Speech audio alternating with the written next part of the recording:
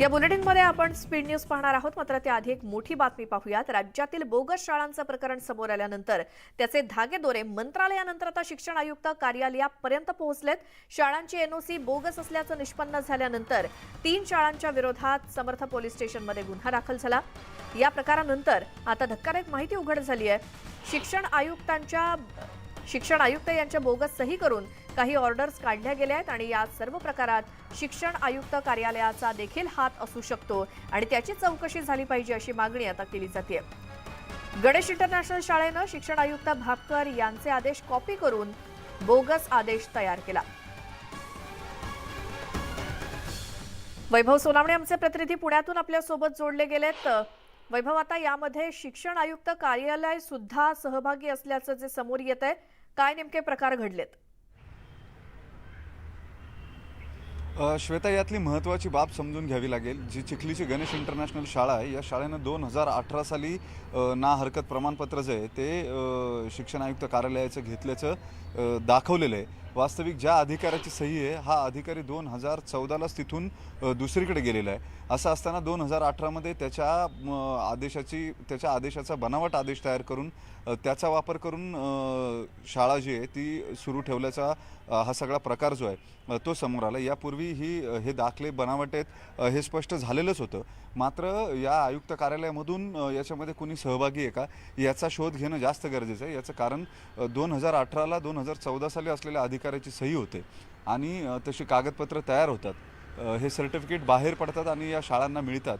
या सगळ्यामध्ये आतमध्ये काम करणाऱ्या व्यक्तींचा समावेश असल्याशिवाय या अशा पद्धतीने ही कागदपत्र तयार होऊ शकत नाही, अशी सातत्यानं शंका व्यक्त केली जाते। त्याच्यामुळे या शाळांवर गुन्हा दाखल झालाच आहे।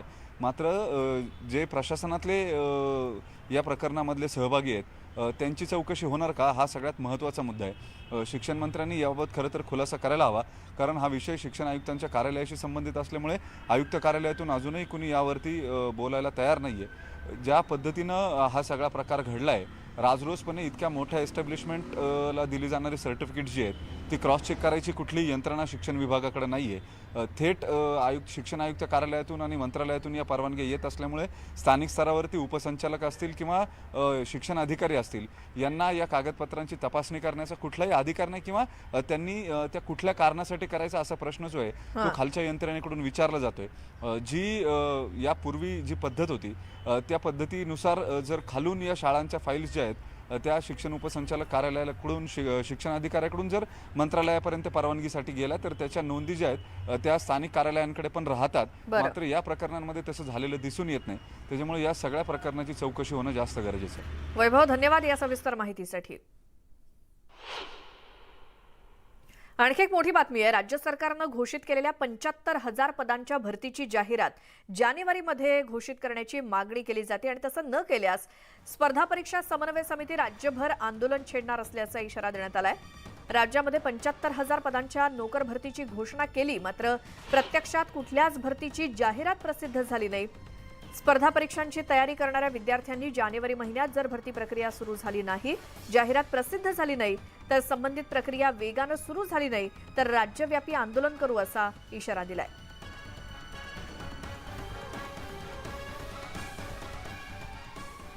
आणखी एक मोठी बातमी बुलढाणा जिल्ह्यातून। लोणार तालुक्यामध्ये रॅगिंगच्या त्रासाला कंटाळून एका 18 वर्षीय विद्यार्थ्यानं आत्महत्या केली आहे। 18 जानेवारीला कैलास गायकवाड नामक युवकानं आत्महत्या केली। त्यानं आत्महत्या का केली याचं कारण स्पष्ट झालेलं नव्हतं, मात्र काही दिवसाआधी मृत कैलास गायकवाड यांना आपल्या मामाशी वसतिगृहात आपली रॅगिंग सुरू असल्याचं सांगितलं होतं आणि त्याचबरोबर शिक्षक सुद्धा विनाकारण शिवीगाळ करत असल्याचं त्या विद्यार्थ्यानं आपल्या मामाला सांगितलं आणि त्याची ऑडिओ क्लिप आता समोर आली आहे। या ऑडिओ क्लिपच्या आधारावरती आता पोलिसांनी तब्बल 5 जणांवर रॅगिंगचे गुन्हे दाखल केलेत। यामध्ये 3 विद्यार्थ्यांसह वसतिगृह गृहपाल आणि एका शिक्षकाचा देखील समावेश आहे। त्यामुळे बुलढाणा जिल्ह्यात या प्रकरणामुळे खळबळ माजली आहे। लोणार पोलिसांनी 3 विद्यार्थ्यांसह वसतिगृह गृहपालाला अटक केली आहे। राहुल खंदारे आमचे प्रतिनिधी बुलढाण्यातून आपल्यासोबत आहेत। राहुल, या 18 वर्षीय विद्यार्थ्यावर किती दिवसापासून रॅगिंग सुरू होतं?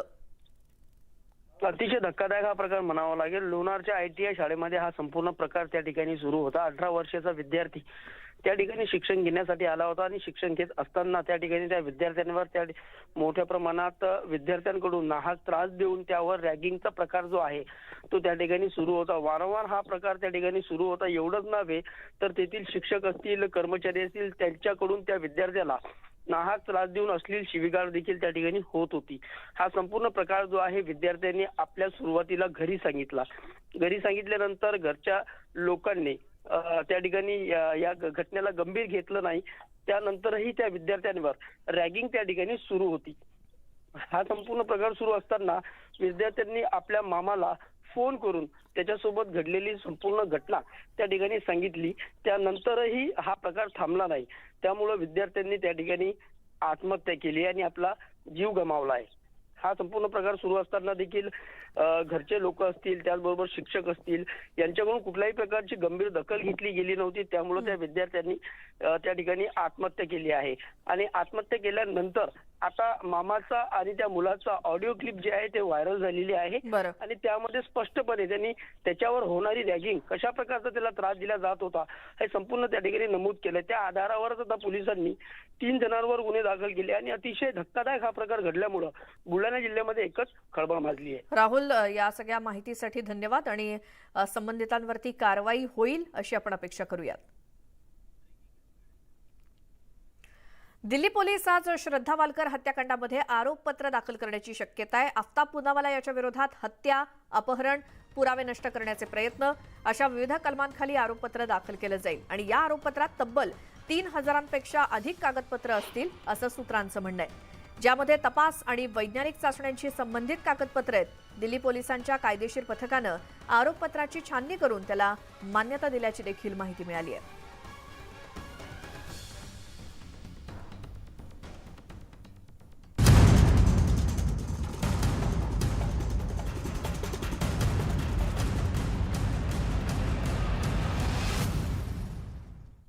यानंतर या बुलेटिनमध्ये राज्य, देश, विदेश आणि त्याचसोबत मनोरंजन आणि क्रीडा क्षेत्रातल्या महत्त्वाच्या बातम्या वेगवान स्वरूपात पाहूयात.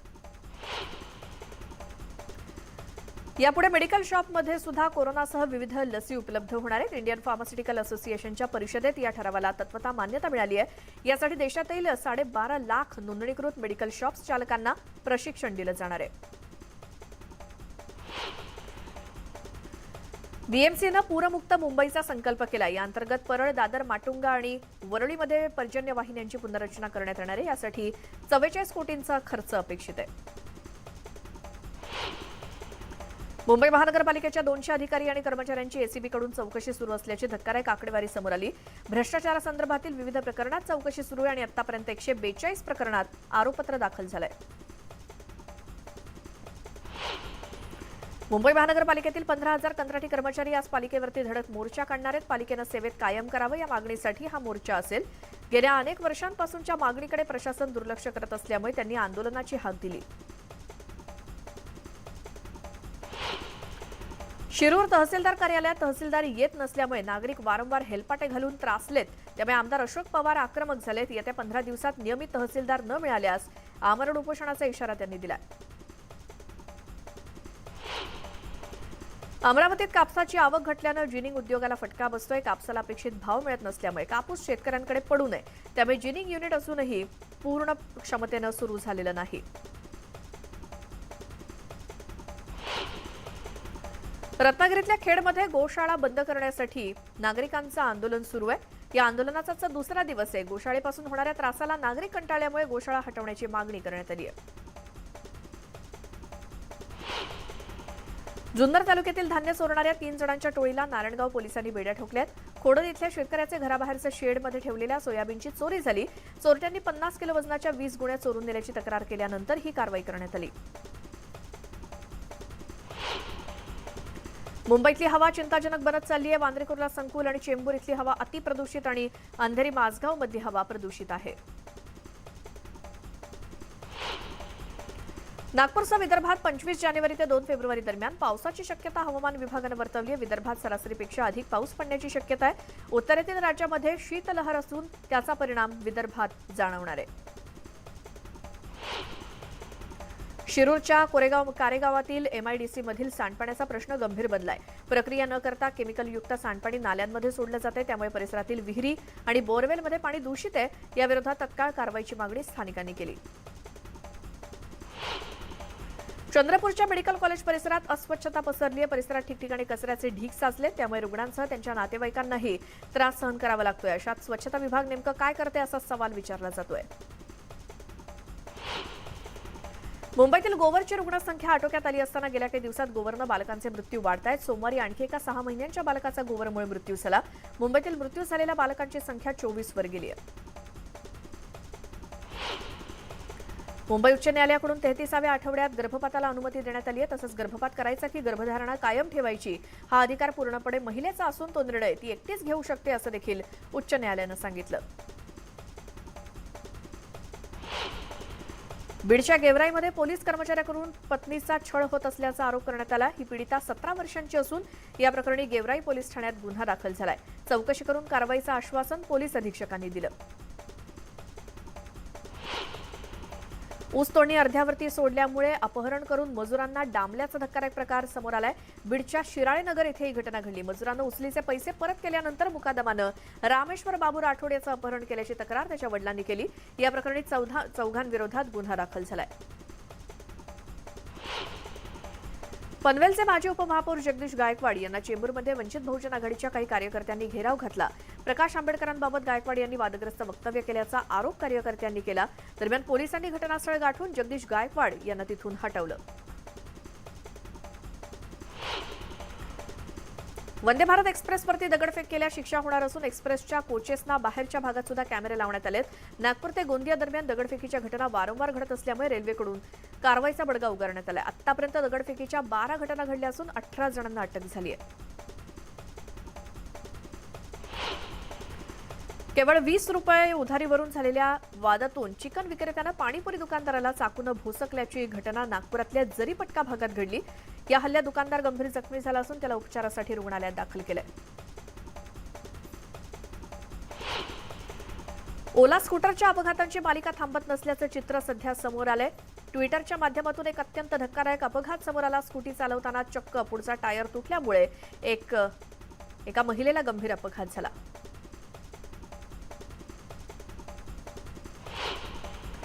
सोलापुरात मोटरसायकल चोरी करणाऱ्या चोराला पोलिसांनी ताब्यात घेतले. त्याच्याकडून 5 मोटरसायकलींसह $2.25 लाखांचा मुद्देमाल जप्त केलाय.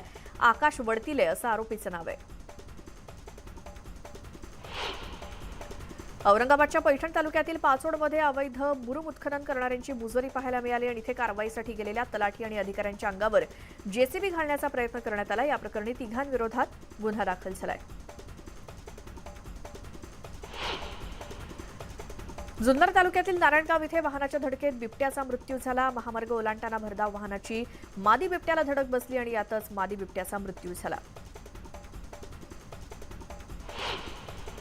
दापोली तालुक्यातील मुरुड येथील साई रिसॉर्ट प्रकरणी तत्कालीन प्रांताधिकारी जयराम देशपांडे यांचं शासनाकडून निलंबन करण्यात आल्यानं खळबळ माजली आहे. त्यामुळे आता या सगळ्या प्रकरणात तत्कालीन प्रांताधिकारी जयराम देशपांडे यांची चौकशी होणार आहे. प्रसिद्ध गीतकार जावेद अख्तर यांनी सत्र न्यायालयात धाव घेतली. गेल्या वर्षी त्यांनी एका मुलाखतीत RSS बाबत केलेल्या आक्षेपार्ह विधानावरून त्यांच्या विरोधात मानहानीचा गुन्हा दाखल झालाय आणि त्या प्रकरणी अख्तरांना समन्स बजावण्यात आलं होतं. बृजभूषण सिंह यांनी त्यांच्यावरती आरोप करणाऱ्या कुस्तीपटूंविरोधात दिल्ली हायकोर्टात धाव घेतली. लैंगिक शोषणाविरोधी कायद्याचा गैरवापर करून न्यायव्यवस्थेची खिल्ली उडवल्याचा आरोप त्यांनी केला. म्हाडानं आता प्रक्रिया सोपी करण्यासाठी जनजागृती मोहीम सुरू केली आहे. वर्तमानपत्र, दूरचित्रवाणी आणि आकाशवाणीच्या माध्यमातून म्हाडाच्या प्रक्रियांबाबत जाहिरात केली जाणार आहे. कोकण रेल्वेवरील 37 स्थानकांचा कायापालट होणार असून लाखो प्रवाशांना दिलासा मिळणार आहे. या संदर्भात उपमुख्यमंत्री, सार्वजनिक बांधकाम मंत्र्यांच्या उपस्थितीत महत्त्वाचा सामंजस्य करार झाला असून लवकरच सुशोभीकरणाचं काम सुरू होणार आहे.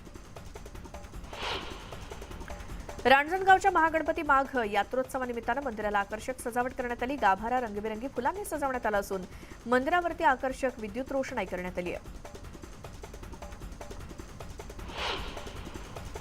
विदर्भातील सर्वात मोठी यात्रा म्हणून ओळखल्या जाणाऱ्या बहिरम यात्रेत भाविकांची गर्दी झाली. 2 वर्षांनंतर यात्रा भरल्यामुळे यात्रेला भव्य स्वरूप आलं होतं. दररोज हजारो नागरिक यात्रेमध्ये सहभागी होत आहेत.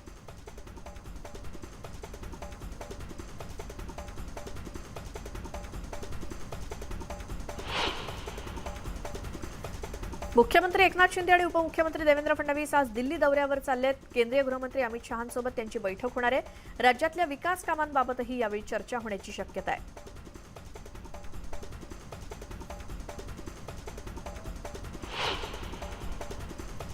पाकिस्तानी दहशतवादी संघटना जैश ए मोहम्मदनं अयोध्येतील राम मंदिरावरती हल्ल्याचा कट आखल्याची माहिती समोर आली आहे. प्रजासत्ताक दिनाच्या पार्श्वभूमीवर देशात 26/11 सारखा दहशतवादी हल्ला घडवण्याच्या तयारीत जैश ए मोहम्मद असल्याचा अलर्ट देण्यात आलाय. गुप्तचर विभागाच्या या अहवालानंतर देशभरात सुरक्षा वाढवण्यात आली आहे.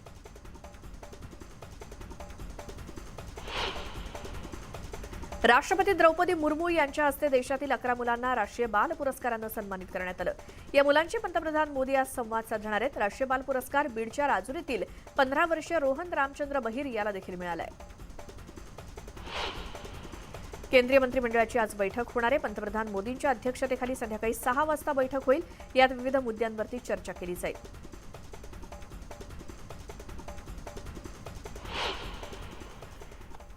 एक मोठी बातमी येते. 27 जानेवारीपासून जिल्ह्यातल्या ग्रामीण भागामध्ये टोरंट सीएनजी पंपावरती सीएनजी विक्री बेमुदत काळासाठी बंद राहणार आहे.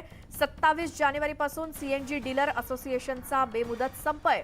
नफ्याचा हिस्सा टोरंट कंपनीकडून देण्यात न आल्यामुळे पंपचालकांचं मोठं नुकसान झालंय आणि म्हणूनच त्यांनी बेमुदत संपाचा इशारा दिलाय. 27 जानेवारीपासून जिल्ह्यातील ग्रामीण भागामध्ये जिथे जिथे टोरंट सीएनजी पंप आहेत तिथे सीएनजी विक्री बेमुदत काळासाठी बंद असणार आहे. 27 जानेवारीपासून सीएनजी डीलर असोसिएशनचा हा बेमुदत संपाचा इशारा. नफ्याचा हिस्सा टोरंट कंपनीकडून देण्यात न आल्यामुळे पंपचालकांचं नुकसान होते आणि म्हणूनच त्यांनी 27 तारखेपासून बेमुदत संपाचा इशारा दिलाय. ब्रेकनंतर बुलेटिनमध्ये तुमचं स्वागत. एक मोठी बातमी आहे. शेकोटी पेटवण्यावरून झालेल्या किरकोळ वादातून हवेमध्ये गोळीबार करण्यात आल्याची घटना पुण्यातल्या वडगाव शेरी इथे घडली. ब्रह्मा सनसिटी या ठिकाणी असलेल्या अर्नॉल्ड स्कूल समोर ही घटना घडली आहे. शेकोटी करत असलेल्या युवकांसोबत अमित सिंह नावाच्या व्यक्तीचा वाद झाला आणि यानंतर अमित सिंहनं हवेत गोळीबार केला. संतप्त युवकांनी अमित सिंहला बेदम मारहाण केली. पुण्यातली ही धक्कादायक घटना. शेकोटी पेटवण्याच्या किरकोळ वादातून गोळीबार करण्यात आला. अमित सिंह नावाच्या एका व्यक्तीनं आणि इतर युवकांनी त्याला बेदम मारहाण केली. वडगाव शेरी इथल्या ब्रह्मा सनसिटी या ठिकाणी अर्नॉल्ड स्कूलच्या समोरच हा सगळा प्रकार घडला. आणि या बातमीसोबतच वेळ झाली या बुलेटिनमध्ये इथेच थांबण्याची. ताज्या बातम्यांच्या अपडेटसाठी तुम्ही पाहत राहा न्यूज 18 लोकमत.